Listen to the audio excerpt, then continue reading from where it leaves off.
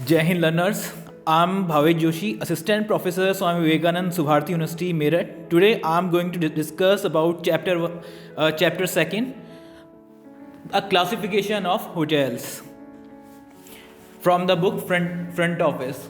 So what do you mean by hotel? This is your first topic is hotel. So first, what do you mean by hotel? According to AHLA, American Hotel and Lodging Association, formerly the AHMA, there are several not necessary exclusive categories of hotels and lodging property types. Okay, so these are hotels may be classified as size, location, types of clientele, length of stay, facilities offered, ownership and affiliation, and on theme basis.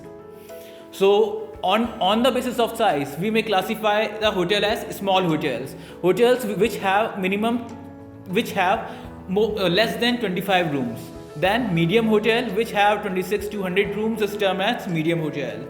And in case of large hotel, the hotel which have 101 to 300 rooms is termed as large hotel. Hotel which have 301 to 1000 room is very large. And in case if hotel have more than 1000 room, then we may term as mega large hotel. So on the basis of location, we classify hotel as first downtown hotel. Hotel, they are located in the heart of the city, especially in busy commercial and shopping areas. They are quite expensive with high room rates as the land to make the hotel is very costly. The quality hotels cater to especially moneyed clientele people. These are businessmen and also corporate community peoples. These are premium brands of hotel chain or independent or deluxe hotel which having very high quality. Especially the center of entertainment, leading restaurants and bars and nightclubs are in these kind of downtown hotels. The next hotel is suburban hotels.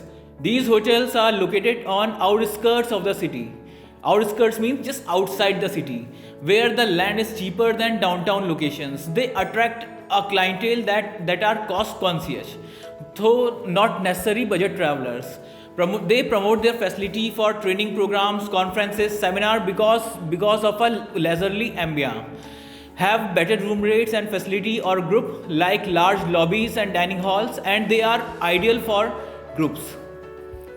The next hotel is resort. Resorts are specially located as in natural or man-made locations, sites just as hill stations, seaside, waterfalls, safari parks, etc. Their high season depending upon the climate and the holiday to get their clientele. They have to make their more money during the time of vacations. They provide heavy off-season discount to attract budget-conscious travelers. They gear toward families and couples. And most of the resorts possibly have one dining room with meals that depend on local seasonal vegetables. So our next hotel is airport hotel. As the name suggests, these hotels are located nearby the airport. They especially cater to the transient passenger who may catching another flight to complete with their journey. They have 24 hours coffee shop for quick meals. They have a shuttle coach service to the airport and the city. The guests staying in these hotels need only a room to sleep before their departure of next flight. So our next hotels are motels. These hotels are located on the principal highway and road junctions. They are small lodging hotel with only 15 to 100 rooms for the automobile traveler. They especially cater to the traveler who want to spend some time, maybe 4 to 5 hours in the hotel. So their building maybe a story or two at the most. They provide ample parking space sometime in front of their rooms. A dinner and a bar provided in the motels, and they also provide the services of garage and petrol pump to the guest. The guests stay overnight at the mostly. So next hotels are camps. Camps are located on the trekking routes. Foods are cooked around a campfire. Large lots where caravans are packed. The camp will have the common toilet and bathroom facility with the hotel and cold water. Guests sleep in their own caravans. Potable drinking water, fountains, landscape surrounding, barbecue pits, and snack food dispenser are other facilities given by camps. So right now we are moving our another classification with on the basis of clientele or type of clientele. In this topic we cover business hotel, groups, convention hotel, youth hostel, casinos. So first we will tell about business hotel. These hotels specialize in providing those facilities and amenities for the business travelers and the corporate travelers. Business centers that provide meeting rooms, secretarial services, and modern telecommunication facilities, including the internet. A business lounge which allows executives to have private meals. The lounges provides the latest newspapers and perhaps a library. The rooms are equipped with high-speed internet facilities, ergonomic writing desk and chairs, minibars, safety lockers, multi-channel television, etc. The multi-cuisine restaurant and several bars are available in business hotels. Then we move forward to group hotels. These hotels are geared for volume traffic at any given time. Large lobbies to accommodate group. Lobby staff that are equipped to handle volume baggage, separate baggage elevators are there. Mostly rooms are twin bedded room, large dining halls to seat several groups at a time. No frills in the rooms like that found in a business hotel. Then we move to convention hotels. A convention is a national or international event that brings large number of people together in a similar occasion to learn and latest development in that field. These hotels are especially geared to hold conventions. Large registration areas are there, meeting rooms for breakout seminars and presentations, large dining halls in which 2000 people are easy to feed. State-of-the-art communication projection system and lighting, translation services, sightseeing tour, gymnasium and swimming pools are the facilities provided by convention hotels. So then we move to youth hostels. As the name suggests, youth hostel cater to traveling youth. The YMCA hostels are the best example of these types of accommodations, dormitory style accommodation and maybe some single rooms for discerning. Common toilets and shower areas are there, large dining area with simple food, gymnasium, games court and fields, assembly hall with stage for youth gathering and entertainments are provided by youth hostels. Then next is casino hotels. These hotels services only one purpose, that is to serve the guests who want to gamble. A large room fitted with twin queen size beds with bathroom with separate bathing, showers and toilet areas are in casino hotels.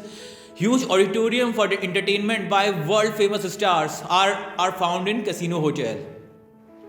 They having a large gaming halls where gambling take place. Sometimes the size of a gaming hall like a size of a football ground with all possible gambling including banks of slot machines, black table, roulette table, etc. Unique decor with great ambience provided by casino hotels.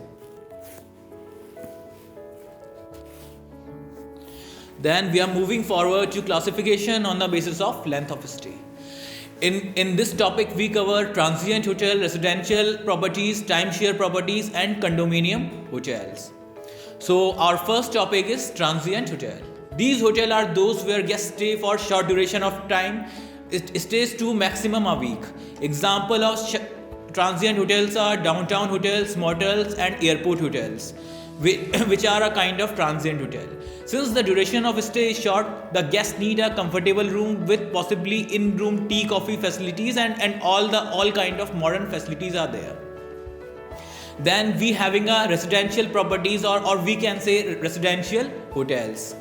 These are also known as long-term stay hotels. These are equipped for a longer stay. Hotel apartments are good example of these kind of hotel, which found in many community hotel complexes. These rooms are especially suites which consist of two rooms, one living room and another one is bedroom. The suites are fitted with kitchenettes for personal cooking in which guests may cook as well. The rooms are cleaned by outsourced housekeeping staff. The complex will have security services with pass key to enter building at the night. Guests may lease these kind of accommodation or anything up to a year. Then we move forward to our next topic, timeshare properties. Timeshare properties typically involve individuals who purchase the ownership of accommodation for a specific period of time, usually 1 or 2 weeks in a year. These owners then occupy the unit, usually a condominium, during that span of time. Owners may also have the unit rented out by the management company that operates the hotel. These hotels are popular in resort areas. Owners may not be able to afford fractional ownership of a unit for few weeks up to a year. So next is condominiums. Condominium hotels are similar to timeshare hotel. The only difference lies in the ownership. Here, unit in condominium hotel have only one owner instead of multiple owner. In condominium owner, the main drawback is an owner inform the management company when he or she want to occupy the unit. That's why management company is free to rent the unit for the remainder of the year. Timeshare and condominium owner receive the revenues from the rental of units and pay the management company a fee for advertising, rental, housekeeping and maintenance services. The owners are also responsible for furnishing the units. So this is the completion of our topic, and our next topic is ownership and affiliation of the hotel. In this topic we cover independent hotel, chain hotels, franchisee, referral group, management contracted hotel. So let's start the independent hotel. Independent hotels have no identifiable ownership or management affiliation with other properties. In other words, independent hotels have no relationship to other kind of hotels regarding policies, procedures or financial obligations. A typical example of a individual property is a family owned business or operated hotel that is not required to conform to any corporate policy and procedure. From a business perspective, some independent properties are organized as a sole proprietorship or partnership, while others incorporated by their own owners to restrict insurance risk and personal liability. The unique advantage of an independent hotel is its autonomy.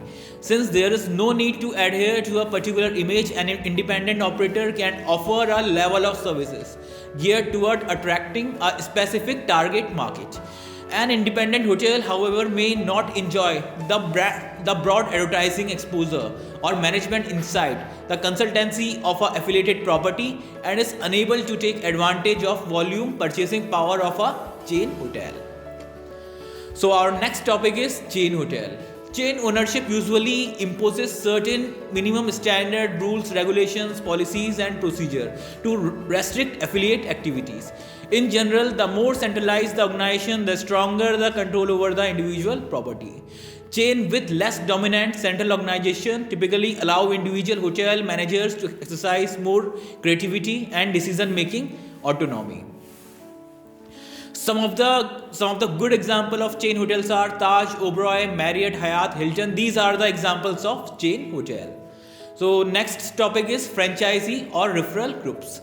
What is franchising? Franchisee allows for a company to expand rapidly, uses other people money. Franchisee consists two things. First, franchisor, which is the main company to which provide their franchisee to an individual. Then example of franchising examples are Hospitality Franchise Systems, Choice Hotel International, Taj Hyatt. These are all are franchised companies. The benefits for franchisee. What is the benefits of franchisee? Set of plans and specification for building, national advertising, centralized reservation system, participate in volume purchasing discount, listing in franchisors directory are the certain benefits provided by franchisee. And then some disadvantages are lack of operational power, must confirm large fees, central reservation produces 17 to 26% of reservations only, must meet standard as set by the franchisor. So our next topic is management contracted hotel. Management companies are organizations that operates properties owned by other entities as well. These entities range from individual business people and partnership to large insurance companies. Under this type of contract, the owner or developer usually retain the financial and legal responsibility for the property. The management company usually operates the hotel, pays its expenses, and in turn receives an agreed upon fee which is set by the owner or developer. That's all for now. So this is the completion of our unit classification of the hotel. So thank you so much for your attention, and Jai Hind.